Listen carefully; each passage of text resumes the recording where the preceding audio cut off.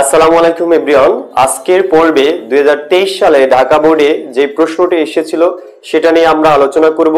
তোমরা অনেকেই জানো আমরা গত তিনটি পর্বে 2024 সালে যে বোর্ড প্রশ্নগুলো এসেছিল তার ভিতর থেকে আমরা তিনটি বোর্ড প্রশ্ন নিয়ে আলোচনা করেছি, যার ভিতরে ছিল ঢাকা বোর্ড 2024 এবং রাজশাহী বোর্ডে দুটি প্রশ্ন এসেছিল 2024 সালে, সেই প্রশ্ন দুটি নিয়েও আলোচনা করেছিলাম। অর্থাৎ আমরা মোট 24 সালের তিনটি বোর্ড প্রশ্ন নিয়ে আলোচনা করেছি। তোমরা যদি এই তিনটি বোর্ড প্রশ্নের সমাধান আমাদের এই প্লেলিস্ট থেকে দেখো তাহলে তোমরা 2024 সালের সবগুলো বোর্ড প্রশ্ন তো খুব সুন্দরভাবে সমাধান করতে পারবেই, এবং এই অনুরূপ যেই বোর্ড প্রশ্নগুলো রয়েছে অন্যান্য সালে সেগুলো তোমরা খুব ভালোভাবে সমাধান করবা। আমরা মোটামুটি বলতে পারি যে যদি এই তিনটি বোর্ড প্রশ্ন তোমরা খুব ভালোভাবে দেখো এবং সমাধান করো এবং আমার এই প্লেলিস্ট থেকে ভিডিওগুলো দেখে বুঝে ফেলো, তাহলে কিন্তু তোমরা এই চ্যাপ্টারের প্রায় 80 থেকে 85% কনসেপ্ট তোমাদের ক্লিয়ার হয়ে যাবে এই চ্যাপ্টার থেকে। আজকে আমরা ঢাকা বোর্ড 23 সালের প্রশ্নটি নিয়ে আলোচনা করব এই জন্যই, কারণ 2023 সালে একটু ডিফারেন্ট টাইপের প্রশ্ন ছিল। সেটা ঘ নম্বরে এইটা যে সংযোজন বিক্রিয়া এবং সংশ্লেষণ বিক্রিয়া, এটা একটু ডিফারেন্ট ছিল, এই জন্য আমরা এটা নিয়ে আজকে আলোচনা করব।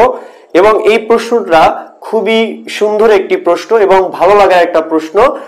এটার সমাধান খুবই ছোট, এবং তোমরা যদি সংযোজন বিক্রিয়ার কনসেপ্টটা খুব ভালো করে বুঝো এবং সংশ্লেষণ বিক্রিয়ার কনসেপ্ট বুঝো এবং এই দুইটার ভিতরে ডিফারেন্স কি, পার্থক্য কি, এটা বুঝতে পারো, তাহলে এই প্রশ্নটা তোমাদের জন্য খুবই খুবই সহজ হবে। ওকে, চলো আমরা এটা সমাধান করব। তার আগে আমি একটু উদ্দীপকটা দেখে নিই এবং প্রশ্নগুলো দেখে নেই।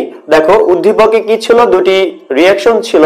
এক নম্বর রিঅ্যাকশনে যেটা ছিল সেটা কার্বন ডাই অক্সাইড এবং পানি, এরা বিক্রিয়া করে কার্বনিক অ্যাসিড তৈরি করতেছে।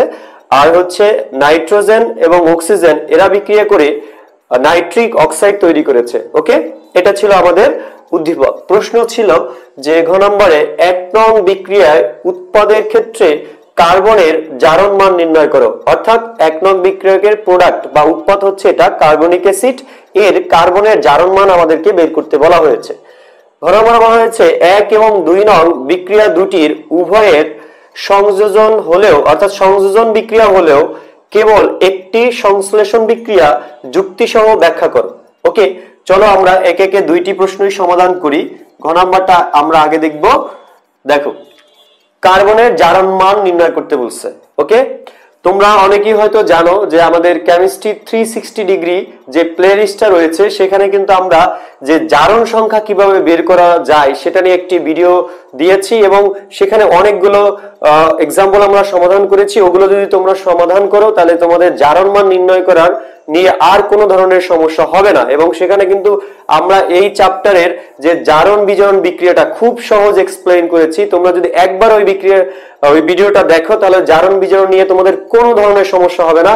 এবং সেখানে আমরা লাশ হাতের লেয়ারের নীতিটা নিয়েও খুব সহজে আলোচনা করেছি। তাহলে তোমরা আমাদের এই ইউটিউব চ্যানেলের কেমিস্ট্রি 360 ডিগ্রি যে প্লেলিস্টটা রয়েছে সেটা একটু দেখো, তাহলে তোমরা অনেক জিনিস বুঝতে পারবা, অনেক কনসেপ্ট এর বিষয়গুলো তোমাদের ক্লিয়ার হয়ে যাবে। ওকে, চলো আমরা এটা সমাধান করি। কার্বনের জারণ মান বের করি। দেখো এখানে H2CO3 অর্থাৎ কার্বনিক অ্যাসিড, এটাই কিন্তু আমাদের প্রোডাক্ট বা উৎপাদ, সেটা তারই কার্বনের জারণ মান বের করতে বলছে।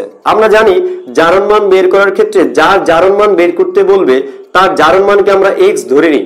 এই x এর মান বের করতে পারলেই তো আমরা বলতে পারবো এটাই এর জারণ মান। ওকে, তাহলে যারটা বের করতে বলবে তার জারণ মান আমরা x ধরে নিব, কারণ আমরা জানি না।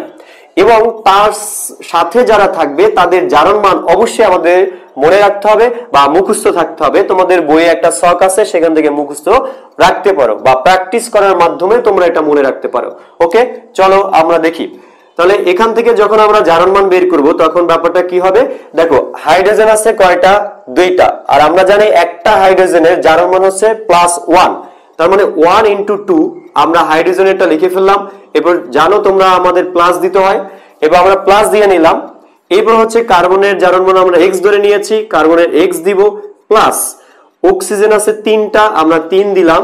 এবার হচ্ছে অক্সিজেনের একটি অক্সিজেনের জারণ মান -2, যেহেতু এটা তিনটা তার মানে হচ্ছে 3 × -2 ইকুয়াল টু আমরা 0 বসায় দিব। ওকে, কারণ এখানে কোনো চার্জ নাই। ওকে, এটা হচ্ছে নিরপেক্ষ একটা যৌগ, এই জন্য আমাদের এখানে হচ্ছে 0 বসায় দিতে হবে। এখন এখান থেকে ক্যালকুলেট করে x এর মান যেটা বের হবে সেটাই হচ্ছে কার্বনের জারণ মান। তো এখান থেকে হচ্ছে 2, এখান থেকে x আর এখান থেকে আসবে -6 ইকুয়াল টু 0। তার মানে আমরা যদি এটা ক্যালকুলেট করি x - 4 ইকুয়াল টু 0 বা x ইকুয়াল টু হলো +4। তার মানে এটাই কিন্তু হচ্ছে কার্বনের জারণ মান। খুবই সহজ ছিল, দেখো কত সহজ একটা প্রশ্ন ছিল, এটার জন্য আমাদের 3 মার্কস। তাহলে এটা আমাদের সমাধান হয়ে গেল। চলো আমরা পরেরটা সমাধান করি। ওকে, এটাও খুব সহজ, বাট আমাদের একটু সংযোজন বিক্রিয়া এবং সংশ্লেষণ বিক্রিয়াটা কি সেটা আমাদেরকে একটু বুঝতে হবে। চলো আমরা দেখি। আমরা বিক্রিয়া দুইটা একটু উঠায় নিই। এখানে দেখো, এখানে আছে কার্বন ডাইঅক্সাইড এবং হচ্ছে পানি H2O, এটা বিক্রিয়া করে কার্বনিক অ্যাসিড H2CO3 উৎপন্ন করলো। এটা একটা বিক্রিয়া। এবং আর একটা বিক্রিয়া একটু এখানে লিখি, N2 প্লাস হচ্ছে O2, এরা বিক্রিয়া করে তৈরি করলো 2NO অর্থাৎ নাইট্রিক অক্সাইড। দেখো বলা হয়েছে যে 1 এবং 2 নং অর্থাৎ এই 1 নং বিক্রিয়াটা এবং 2 নং বিক্রিয়াটা দুটেই হচ্ছে সংযোজন বিক্রিয়া, কিন্তু এই দুইটার ভিতরে একটা হচ্ছে সংশ্লেষণ বিক্রিয়া এবং সেটা কোনটা সেটা আমাদেরকে হচ্ছে ব্যাখ্যা দিতে হবে। এখন আসো যে সংযোজন বিক্রিয়া বলতে কি বোঝায়। দেখো সংযোজন বিক্রিয়া হচ্ছে দুই বা ততোধিক মৌলিক অথবা যৌগিক পদার্থ পরস্পরের সাথে বিক্রিয়া করে যখন একটি মাত্র উৎপাদ তৈরি করবে তখন তাকে আমরা সংযোজন বিক্রিয়া বলবো। এখানে দেখো কার্বন ডাইঅক্সাইড আর পানি অর্থাৎ দুইটি যৌগিক পদার্থ বা যৌগিক পদার্থ পরস্পরের সাথে বিক্রিয়া করে একটি মাত্র উৎপাদ তৈরি করেছে, সেক্ষেত্রে এটা হচ্ছে সংযোজন বিক্রিয়া।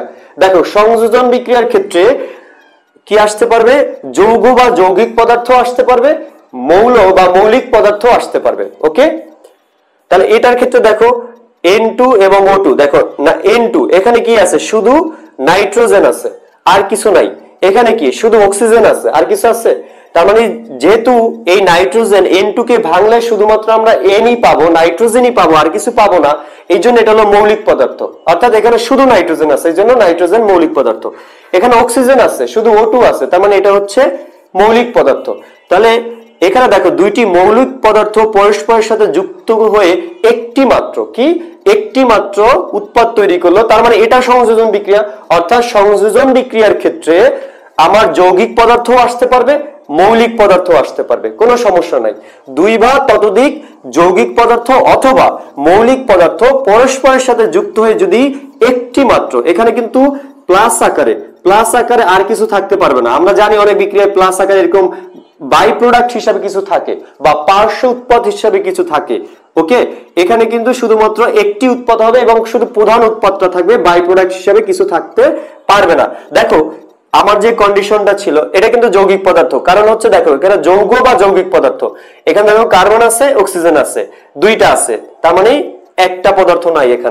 এখানে হাইড্রোজেন আছে, অক্সিজেন আছে, তার মানে এরা যৌগিক পদার্থ পরস্পরের সাথে বিক্রিয়া করে একটা মাত্র যৌগ তৈরি করলো। তাহলে সংযোজন বিক্রিয়া দেখো এই সংযোজন বিক্রিয়ার যে বৈশিষ্ট্যটা সেটা 1 নং বিক্রিয়াও ফিল আপ করতেছে, 2 নং বিক্রিয়াও ফিল আপ করতেছে। তার মানে আমরা 1 এবং 2 দুইটা কি হচ্ছে আমরা সংযোজন বিক্রিয়া বলতে পারি।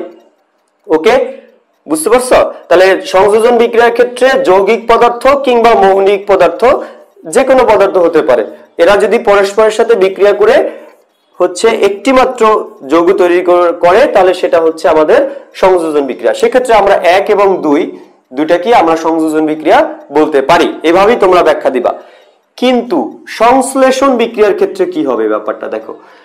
সংশ্লেষণ বিক্রিয়ার ক্ষেত্রে শুধুমাত্র মৌলিক পদার্থ যেটা সেটা হবে, অর্থাৎ যখন দুই বা ততোধিক মৌলিক পদার্থ পরস্পরের সাথে যুক্ত হয়ে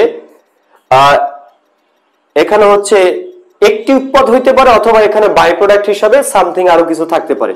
অর্থাৎ দেখো সংযোজন বিক্রিয়ার ক্ষেত্রে কিন্তু শুধুমাত্র একটি উৎপাদ হইতে হবে, এর বাই প্রোডাক্ট হিসাবে প্লাস আকার আর কিছু এই পাশে থাকা যাবে না সংযোজন বিক্রিয়ার ক্ষেত্রে। আর সংযোজন বিক্রিয়াটা হচ্ছে যৌগিক পদার্থ এবং মৌলিক পদার্থ দুইটার ক্ষেত্রেই হতে পারে, কিন্তু সংশ্লেষণ বিক্রিয়াটা যেটা হবে শুধুমাত্র মৌলিক পদার্থের ক্ষেত্রে হবে, কিন্তু যৌগিক পদার্থের ক্ষেত্রে হবে না। যখন দুটি মৌলিক পদার্থ পরস্পরের সাথে যুক্ত হয়ে একটি উৎপাদ অথবা এখানে বাই প্রোডাক্ট থাকতে পারে, কোনো সমস্যা নেই, সেক্ষেত্রে এটা হবে সংশ্লেষণ বিক্রিয়া। তাহলে দেখো এটা হচ্ছে আমার এটাও সংযোজন বিক্রিয়া, এটাও সংযোজন বিক্রিয়া, কিন্তু এটাকে আমরা সংশ্লেষণ বিক্রিয়া বলতে পারবো না। কেন সংশ্লেষণ বিক্রিয়া বলতে পারবো না? কারণ এরা মৌলিক পদার্থ না। কারণ সংশ্লেষণ বিক্রিয়ার ক্ষেত্রে একমাত্র শুধু মৌলিক পদার্থ প্রয়োজন, তাহলে এখানে মৌলিক পদার্থ না, তার মানে এটা সংযোজন বিক্রিয়া কিন্তু সংশ্লেষণ বিক্রিয়া না। এটা সংযোজন বিক্রিয়া প্লাস হচ্ছে সংশ্লেষণ বিক্রিয়া, কারণ হচ্ছে এটা হচ্ছে মৌলিক পদার্থ আছে এই জন্য। ওকে, তাহলে আমরা যদি সামারিটা বলি যে সংযোজন বিক্রিয়ার ক্ষেত্রে একটি মাত্র মূল প্রোডাক্ট হতে পারবে, কিন্তু সংশ্লেষণের বিক্রিয়ার ক্ষেত্রে একটি ও হতে পারে অথবা পার্শ্ব উৎপাদন থাকতে পারে, কোনো সমস্যা নাই, হয় একটা অথবা পার্শ্ব উৎপাদন থাকতে পারে, কোনো প্রবলেম নাই এতে। এটা একটা পার্থক্য। দ্বিতীয় পার্থক্যটা হচ্ছে যে সংযোজন বিক্রিয়ার ক্ষেত্রে মৌলিক পদার্থ অথবা যৌগিক পদার্থ যে কোনো একটা হতে পারে, যে কোনো একটা হতে পারে, তাতে কোনো সমস্যা নাই, কিন্তু সংশ্লেষণ বিক্রিয়ার ক্ষেত্রে সব সময় মৌলিক পদার্থ হবে, কখনো যৌগিক পদার্থ হতে পারবে না। আশা করি তোমরা এই জিনিসটা বুঝতে পেরেছো। আজকে এই পর্যন্তই, আমরা পরবর্তী বোর্ড প্রশ্ন নিয়ে আলোচনা করব। আশা করি তোমরা আমাদের সাথে থাকবা এবং আমাদের ইউটিউব চ্যানেলটি সাবস্ক্রাইব করে রাখবা। আল্লাহ হাফেজ।